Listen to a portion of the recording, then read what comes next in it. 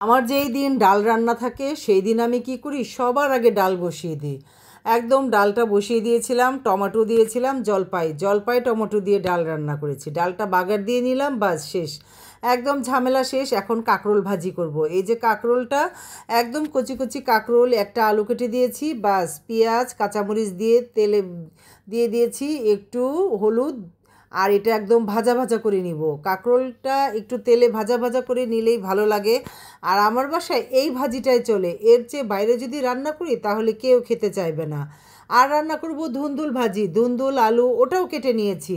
আলুটা হালকা লাল করে নিয়েছি ফার্স্টে, পেঁয়াজ কাঁচামরিচের সাথে লাল করে, পরে এই যে ধুন্দুলটা একদম ওই আলুর সাথে দিয়ে দিয়েছি।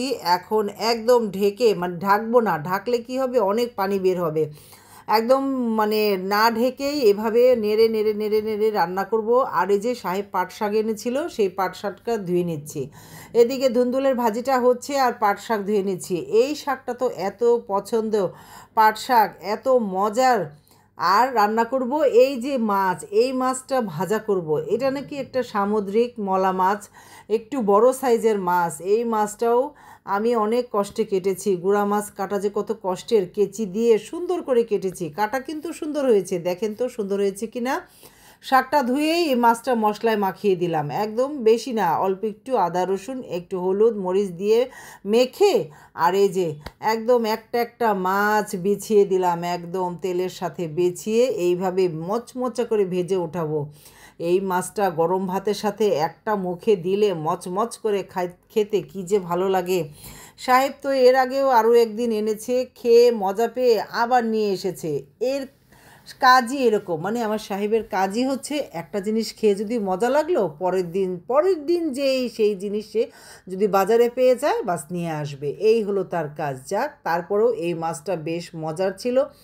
তো রান্না করলাম, এই যে ভাজা ভাজা করে নিলাম। আর ওই যে ধুন্দুল ভাজিটা দেখেন, এক কড়াই ছিল কিন্তু পানি শুকিয়ে এরকম হয়ে গেছে। পরে এটাকে আমি ঢেলে দিলাম। আর ওই যে মাছ ভাজিটার জন্য একটু পেঁয়াজ লাল করে নিলাম, পেঁয়াজ আর কাঁচামরিচ ওই যে ওপরে একদম সুন্দর ডেকোরেশন করে দিলাম, দেখতেও সুন্দর আর মচমচে পেঁয়াজটা খেতেও কিন্তু খুবই ভালো লাগে। আর এই যে শাক, অনেকগুলো কাঁচামরিচ লবণ দিয়ে শাকটা বসিয়ে দিয়েছি। এখন শুধু নাড়াচাড়া। এই শাকের কাজ হচ্ছে মানে নাড়তে হবে, শুধু নাড়তে হবে। এই যে একটা একটা করে একটা একটা শাক আলাদা ঝরঝরা করতে হবে, একদম ভাজা ভাজা, একটুও পানি থাকা যাবে না, তাহলেই ভালো লাগবে। আর শাকটা বাগার দেওয়ার আগেই শুকনো মরিচ ভেজে নিলাম, অনেকগুলো শুকনো মরিচ ভেজে নিয়েছি। ভাজতে ভাজতে কড়াইটা কেমন কালো হয়ে গেল। আর এই যে রসুন পেঁয়াজও একদম মচমচে করে নিলাম, ঢেলে দিলাম শাক। একদম দেখেন কত সুন্দর হয়েছে শাকটা।